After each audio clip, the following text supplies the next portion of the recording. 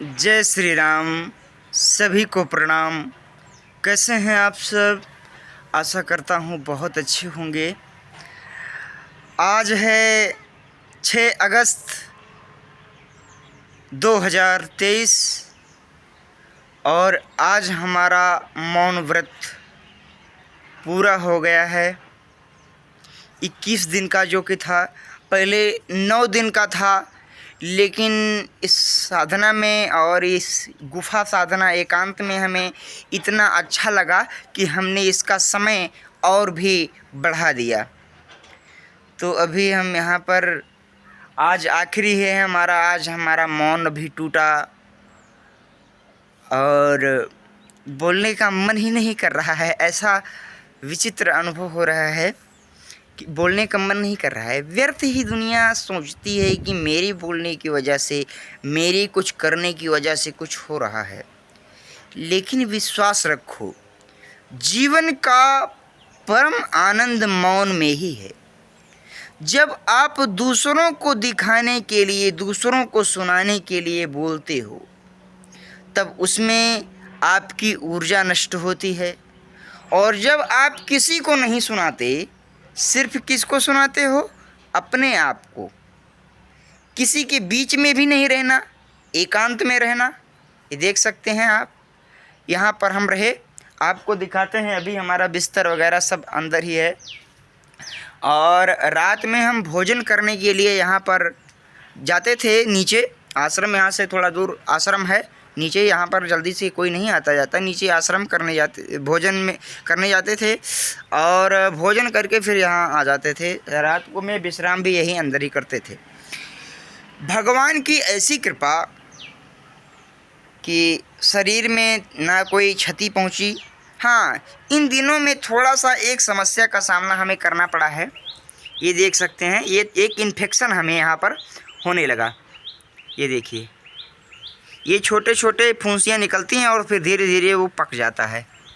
तो यही एक समस्या आई। बाकी यहाँ पर भालू भी आते हैं, कई प्रकार के खतरनाक जंगली सांप भी रहते हैं, भालू भी आते हैं, लेकिन कोई जंगली जानवर कभी भी अटैक नहीं किया, कभी भी ऐसी कोई समस्या हमें नहीं आई। भगवान हमारी हमेशा रक्षा करते रहे। भालू आया यहाँ से, यहाँ पर आकर भालू बैठा था, यहाँ इधर से भालू आता था हैं, लेकिन अंदर नहीं गया, क्योंकि हम उधर बैठे होते थे।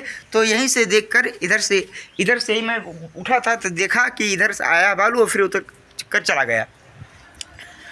तो भालू आया था तो कोई दिक्कत नहीं है। शुरू में डर लग रहा था, सच बताएं आपको, कि कहते तो ठीक हैं, वसुधैव कुटुंबकम, सब संसार के प्राणी सभी भगवान के संतान हैं, लेकिन दूसरों को तो हम भी यही कहते थे कि नहीं, डर नहीं लगता, हमें बिल्कुल डर नहीं लगता है। लेकिन अंदर से कहीं ना कहीं शुरू में बना हुआ था। लेकिन जब 4 दिन 5 दिन बीतते गए, जैसे जैसे समय व्यतीत होता गया, वो डर भय भी समाप्त होता चला गया। तो किसी भी चीज़ की दिक्कत नहीं आई। बहुत अच्छी तरह से हमारी साधना सफल हुई। मौन साधना 9 दिन का था, लेकिन ये साधना 21 दिन की हो गई। तो बहुत ही ज़्यादा आनंद आया। और ये जहाँ पर हम इस समय हैं, यहाँ पर विभिन्न प्रकार की वनौषधियाँ भी रहती हैं। जी हाँ, अभी आपको दिखाते हैं थोड़े समय में। बहुत ही अच्छी अच्छी चीज़ें यहाँ पर हैं और यहाँ पर निवास करने के लिए बहुत ही अच्छा है। कोई भी संत अगर अच्छा हो और मौन साधना करना चाहता हो तो इस गुफा में आकर मौन साधना कर सकता है। नीचे आप भोजन करने के लिए जा सकते हो, स्नान करने के लिए जा सकते हो, मंदिर में पूजा करने के लिए जा सकते हो, बहुत कुछ कर सकते हो। लेकिन हम तो ज़्यादातर यहीं रहते हैं, सिर्फ नहाने के लिए और भोजन करने के लिए ही जाते हैं नीचे ज़्यादातर। तो यहाँ पर शुगर के पेड़ हैं यहाँ पर। तो शुगर का पेड़ है, तो यहाँ के जो पत्ते हैं शुगर के, वो अगर किसी को खिला दिया जाए तो शुगर ठीक हो जाता है। यहाँ पर एक औषधि है, उसका नाम तो हमें नहीं पता है, हरी हरी होती है, उसको हम सेवन करते हैं, पेट एकदम बिल्कुल साफ़ रहता है। तो भगवान ने कितना सुंदर सुंदर चीज़ें दे दी हैं। ये किष्किंधा नगरी में भगवान ने ऐसे ही चतुर्मास यहाँ नहीं व्यतीत किया था, एक से एक सुंदर सुंदर चीज़ें यहाँ पर हैं, इसीलिए भगवान। और ये जो पत्थर देख रहे हैं ना भाई, यहाँ पर बहुत सारे पत्थर हैं। किसी इंसान ने इन पत्थरों को तो नहीं रखा होगा, ज़रूर बंदरों ने ही रखा होगा, क्योंकि बंदरों की ही राजधानी है ये किष्किंधा। तो बहुत ही ज़्यादा आनंद आया और सच बताएं बोलने वोलने का बिल्कुल मन नहीं कर रहा है। एक ताकत लग रही है मैं बोलने में, सच बता रहे हैं आपको, ताकत लग रही है बोलने में, बोलने से कोई फ़ायदा नहीं। तो आइए आपको दिखाते हैं अभी। जय जय श्री राम। ये देखिए, अब गुफा के अंदर चल रहे हैं हम। ये देखिए, ये हमारा बिस्तर लगा हुआ है। ये लकड़ियाँ इधर रखी हुई हैं और इधर लकड़ी जलाते हैं, और ये हमारी चटाई लगी हुई है, ये देख सकते हैं। और ये हमारा पूजा का सामान है। ये देखिए, ये हमारा पूजा का सामान है। यहाँ भोलेनाथ की छोटी सी एक प्रतिमा है, और यहाँ पर हम साधना हमारी हुई। 21 दिन हो गए साधना को, तो बहुत ही ज़्यादा आनंद आ गया। तो बने रहिए, अब से आपको बीच बीच में वीडियो बनाते रहेंगे। वैसे ये सब तो बेकार की चीज़ें हैं, इन्फॉर्मेशन के लिए तो ठीक है, वैसे ये सब साइड इफ़ेक्ट है। क्योंकि लोकेशना धनेशना लोग हमें जानें, हमारा चैनल सब्सक्राइब करें, हमारे वीडियो लाइक करें, कहीं ना कहीं से ये सब चीज़ें हमारे आत्मिक अवलंबन के मार्ग में बाधा पहुंचाती हैं। आप लोगों की शुरू में थोड़ा याद बहुत ज़्यादा आ रही थी, सच बताए, लेकिन फिर भी हमने कहा ठीक है। मोबाइल नीचे रहता था हमारा, कभी कभी ले लेते थे, लेकिन ज़्यादा समय ही देखने की ज़्यादा से ज़्यादा उपयोग में इसको फ़ोन को लाते थे, और किसी काम में नहीं। तो आप लोगों से कोई भी बातचीत नहीं हो पा रही थी। लेकिन अभी लगता है कि अच्छा, ये बातचीत करने से कोई विशेष फ़ायदा नहीं है।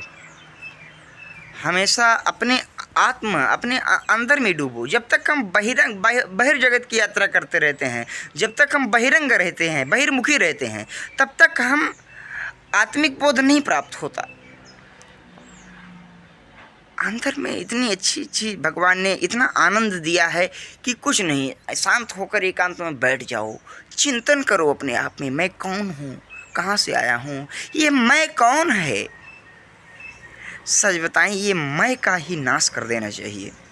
ये जो मैं होता है ना, मैं ये करता हूँ, मैं पुजारी हूँ, मैं पंडित हूँ, मैं वीडियो बना रहा हूँ, मैं यूट्यूबर हूँ, मैं तो बहुत बड़े विद्वान हूँ, मैं तो बहुत पढ़ा लिखा हूँ, मैं तो बहुत सुंदर हूँ, मैं तो साधना करता हूँ, मैं तो तपस्या करता हूँ। बेकार की चीज़ें हैं ये सब।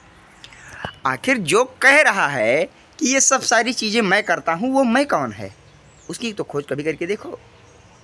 इस मलमूत्र की कोठरी में बैठकर हम बार बार अपने आप को मैं चिल्लाते रहते हैं। तो ये इन सब चीज़ों में सुख नहीं है। जितना ज़्यादा हम अहंकार जनित शब्दों का प्रयोग करते हैं, जितना ज़्यादा हम दिखावापन करते हैं, जी, जितना ज़्यादा हम दिखावापन करते हैं, उतना ही ज़्यादा हमारे मस्तिष्क में अशांति फैलती हुई चली जाती है।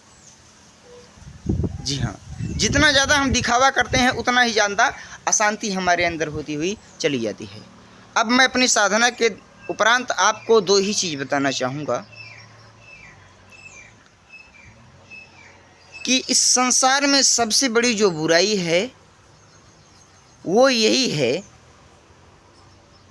कि हमें अपने भीतर नहीं दिखाई देता है। हम अपने आप को नहीं देखना चाहते, हम अपने आप को नहीं सुनना चाहते, हम ये नहीं जानते हैं कि हम यहाँ क्यों आए हैं, हम ये नहीं जानते हैं कि हमें क्या करना चाहिए, क्या नहीं करना चाहिए। सच बताएं, और लोग विभिन्न प्रकार के, अपने आप से किसी को मतलब ही नहीं है, बाहर से मतलब है। वो व्यक्ति ऐसा कर रहा है, वो व्यक्ति इतना बुरा है, वो व्यक्ति ऐसा है, वो व्यक्ति ऐसा है। दूसरे व्यक्तियों को सोच कर खुद परेशान होते रहते हैं। तो क्या फ़ायदा ऐसे विषय में। इतना सब कुछ इसी पर है, इसे यहीं पर ब्रह्मलोक है, यहीं पर शिवलोक है, यहीं पर तपोलोक है, यहीं पर ब्रह्मलोक है, विष्णुलोक है, सत्यलोक है, सब कुछ यहीं कुछ है। आप सिर्फ अनुभव करो, कुछ समय के लिए बिल्कुल मौन हो जाइए और खो जाइए अंदर के सन्नाटे में, और सुनिए उस आदि योगी की पुकार, उस आदि योगी की आवाज़ को सुनिए और अनुभव कीजिए। अभी साधना के अनुभवों को मैं बहुत खुलकर आप लोगों के सामने प्रकट नहीं कर सकता, उसको आपको स्वयं को ही अनुभव करना पड़ेगा। बस इतना जानते हैं कि आपको अपने आप को पहचानने में और आपका एक बहुत ही बड़ा कायाकल्प हो जाता है मौन साधना करने के पश्चात। एक बार आप लोग भी अगर करना चाहते हैं तो अवश्य कीजिए मौन साधना, और ऐसे स्थान पर कीजिए जहाँ कोई भी डिस्टर्ब करने वाला ना हो, जहाँ कोई ना पहुँचे, आप हो और आपके ईश्वर हो, बस और कुछ नहीं हो, और इस तरह की प्रकृति हो, बस। फिर देखिए आनंद और अनुभव आप जो करोगे वो आप किसी को बता भी नहीं सकते, क्योंकि जो अनुभव होता है, कुछ चीज़ें तो बताई जा सकती हैं, लेकिन कुछ चीज़ें ऐसी होती हैं जिसको सिर्फ आप अनुभव कर सकते हो। जैसे हवा को आप बता नहीं सकते हैं कि ये किस प्रकार से लगती है, सिर्फ महसूस होती है। मीठा खाने के बाद आप उसकी मिठास नहीं लिख सकते, सिर्फ ऐसा लिख सकते हैं ये मीठा है। आप बहुत सारी चीज़ें तीखी होती हैं, लेकिन उन सभी तीखी चीज़ों को आप खा लें तो आप ये नहीं बता पाएंगे कि ये कैसा तीखा है और ये कैसा तीखा है, ये कैसा तीखा है। तो साधना का अनुभव भी बिल्कुल ऐसा ही है, जो करे वही जाने। इसलिए ज़्यादातर एक ही चीज़ कहेंगे कि मौन रहना चाहिए। मौन मुखर हो जाओ, क्योंकि जब जगत प्रकट होता है तब स्वरूप प्रकाशित नहीं होता, और जब स्वरूप प्रकाशित होता है तब जगत प्रकट नहीं होता। ये बात बिल्कुल सत्य है। जब तक आप बहिर्जगत की यात्रा करते रहते हो, जब तक आपकी दृष्टि में बाहर ही सब कुछ है, तब तक आप अंदर से सोए हुए हो। और जब आप अंदर से स्वयं को जानने का कोशिश करते हो तो बाहर सबको सोना पड़ता है। जब तक बाहर सोएगा नहीं तब तक भीतर जगेगा नहीं, और जब तक भीतर सो रहा है तब तक बाहर जग रहा है। इसलिए बाहर को भुलाना पड़ेगा कुछ समय के लिए। तो फिर अपने आप को जानो, और ईर्ष्या, द्वेष, काम, क्रोध, अहंकार, ये सब बेकार की चीज़ें हैं। अहंकार से ही सब कुछ आता है, अहंकार से ही क्रोध उत्पन्न होता है। यदि किसी व्यक्ति के अंदर अहंकार खत्म हो जाए तो उसके अंदर क्रोध भी खत्म हो जाएगा। अहंकार किस चीज़ का? कोई व्यक्ति कुछ करता है और उसको आत्मसम्मान को ठेस पहुंचा, उसको ऐसा लगता है अरे मुझे ऐसा कह दिया, अरे मैं करता हूँ, मैं तो तपस्वी हूँ, मैं तो ब्राह्मण हूँ, मैं तो पंडित हूँ, मैं तो धनवान हूँ, मैं तो स्वरूपवान हूँ, मैं तो पढ़ा लिखा हूँ। ये सारी चीज़ें व्यक्ति का विनाश कर देती हैं। तो चलिए देखते रहिए, बने रहिए, इसी प्रकार से अनुभव अब देते रहेंगे आपको। और बस मौन साधना के बारे में तो इतना कहेंगे कि साधना हमें बहुत ही अच्छी लगी। मौन साधना 9 दिन का ही करने वाला था, लेकिन 21 दिन का हो गया, पता ही नहीं चला, और बोलने का मन नहीं कर रहा है। तो अभी हम बहुत ही कम बोलेंगे अब, क्योंकि अब मौन साधना अगर हो जाए तो उसके बाद ये सोचना चाहिए कि हमारा एक एक शब्द, हम दिन भर में कितनी झूठ बोल जाते हैं, दिन भर में कितने अहंकारजन्य शब्द निकल जाते हैं, दिन भर में कितनी बातें ऐसी निकल जाती हैं जो दूसरों की निंदा से रिलेटेड होती हैं, दूसरों से ईर्ष्या से रिलेटेड होती हैं। ईर्ष्या, द्वेष, छल, कपट और अहंकार, ये सब प्रकट होते हैं वाणी के ही द्वारा। इसलिए वाणी पर अंकुश लगाना परम आवश्यक है। वाणी पर अगर नियंत्रण आप कर लोगे तो धीरे धीरे करके अपने आप भी ही मन पर नियंत्रण होता चला जाएगा।